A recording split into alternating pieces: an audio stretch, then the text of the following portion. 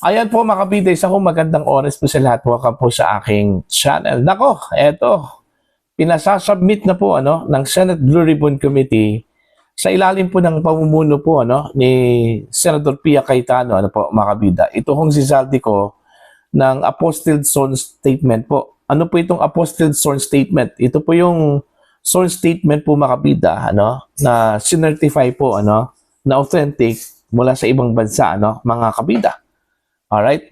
Ito po ay para ho gamitin mga kabida sa ongoing investigation po ng Senate Blue Ribbon Committee patungkol ho sa issue po ng korupsyon sa flood control projects mga kabida. Po. Okay? Ito, babasahin ko muna. Ito ang post po ng The Sunstar, mga kabida. Blue Ribbon Panel requests apostilled statement from Zaldico. Ayan. The Senate Blue Ribbon Committee, chaired by Senator Pia Cayetano, has asked the camp of former Congressman Zaldico to consider submitting an apostilled sworn statement addressing allegations raised by the 18 former Marines who testified on June 4, 2026. Host Legal Counsel Attorney Ray Rondain said the request has already been relayed to the former lawmaker and will be communicated to him again for appropriate actions. We will relay the request, Rondain said on Thursday, following his appearance, mga kabida, din po sa Senado, sa pagdinig po ng Senate Blue Ribbon Committee, kahapon, mga kabida. Okay? So ito, magandang hakbang na po ito, mga kabida. At least, okay, ipinaabot na po sa pangunguna po, mga kabida, ni Senator Pia Cayetano at Rodante Marcoleta, ito hong request na mag-submit po ng sworn statement. Ito hong si Zaldico, mga kabida, patungkol ho sa issue po ng corruption sa flood control projects. Ito kasi yung gusto po ni Marcoleta po dati, mga kabida, nung panahon pa po ni Senator Ping Lacson bilang chairperson po ng Committee on Public Accountability of Public Officials o Blue Ribbon Committee po, mga kabida. Na kung hindi man po kayang magpakita si Zaldico in person, okay, during the investigation, at least kahit sworn statement lang po mula sa kanya na certified, mga kabida, ng isang otoridad sa ibang bansa kung nasan po siya ngayon, Okay, kasi yung una po mga kabida, yung kanyang video, okay, na kanyang inilabas, okay, sa kanyang page, maganda sana kung notarize yun, ibig sabihin, nakapag-panumpa po siya mga kabida, po, okay, na yung lahat ng sinabi po niya mga kabida sa kanyang video po ay pawang katotohanan po, mga kabida. Kaya nga tinawag po ni Senator Ping Lacson yun, yung statement na yun, na walang probative value, kasi hindi ho nakapagpanumpa Ibig sabihin, parang scratch lang po, mga kabida, yung statement na yon. Okay? Kaya, yun yung dating suggestion po ni Senator Marcoleta, kay Senator Ping, na ipaalam po kay Zaldico, na dapat mag-submit po siya ng apostilled sworn statement bilang basis po, mga kabida, ng Senate Blue Ribbon Committee under Senator Ping Lacson's watch, mga kabida, okay, sa investigasyon, itong apostilled sworn statement. Alright? So, at least ito magandang development ito, mga kabida, titingnan natin kung tutugon ba dito si Zaldico. Kasi napaka-crucial po, mga kabida, itong testimonya po, ni Zaldico, mga kabida, dito ho sa issue po ng flood control. Bakit? Unang-una po, ang dami po siyang sinabi po doon ho sa kanyang video, mga kabida. Okay? Na kailangan hong i-validate, ma-verify po, mga kabida, po. Pero mas maganda kung naka-notarize. Ibig sabihin, mga kabida, yung lahat ng mga sasabihin po niya, pawang katotohanan po yun, mga kabida, po. Okay? At kung siya po ay magsisinungaling po doon, siyempre, kaso yung aabutin po niya, mga kabida, po. Okay? Pero mas maganda para sa akin, kung hindi lang po sworn statement ang kanyang isasubmit, okay, kundi yung personal testimony talaga, no? Live testimony sa pamamagitan po ng Zoom. Pwede naman po yun kasi yun yung uso na po ngayon, ano, mga kabida, through Zoom. Kapag hindi ho able ang isang tao, mga kabida, na magpakita physically po, ano, okay? And since ito hong si Zaldico ay nagtatago, okay, pinaghahanap po, mga kabida, ano po, okay? Pwede ho siyang mag-Zoom sa kanyang appearance, mga kabida, sa susunod na Senate Blue Ribbon Committee hearing. Yun, kung meron pa pong susunod, ano, mga kabida. Kasi yung nangyari hong pagdinig po kahapon, hindi natin alam kung yun na po yung last hearing po nila, no, mga kabida.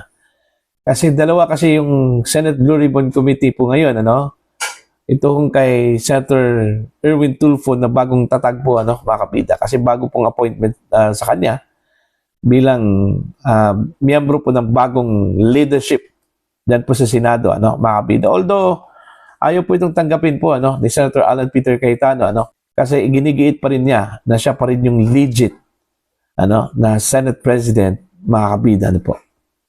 Okay? Pero nevertheless, ang importante po dito, mga kabida, no, na makakuha po ang Senado ng commitment mula mismo kay dating ako Bicol Party List Representative Zaldico, ano, na siya po ay titistigo po, ano, mga kabida, sa pagdinig po ng Senate Blue Ribbon Committee. Regardless kung kaninong panig yan, ano, kaninong komite.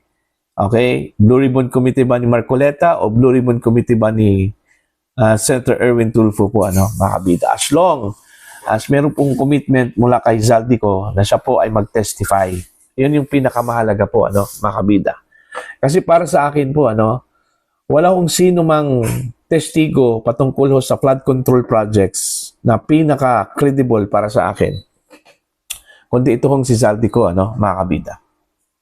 Okay? Bakit? Kasi unang-una po, siya po ay dating chairman ng House Committee on Appropriations. Okay?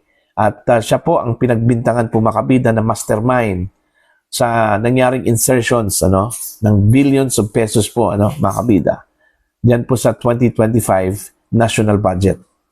Alright? Inamin naman po niya yan, ano, sa kanyang video na meron po siyang in-insert po. Alright? At ito po ay ginawa niya, mga kabida, sa utos daw ng Pangulong Ferdinand Bongbong Marcos, ano? O, see?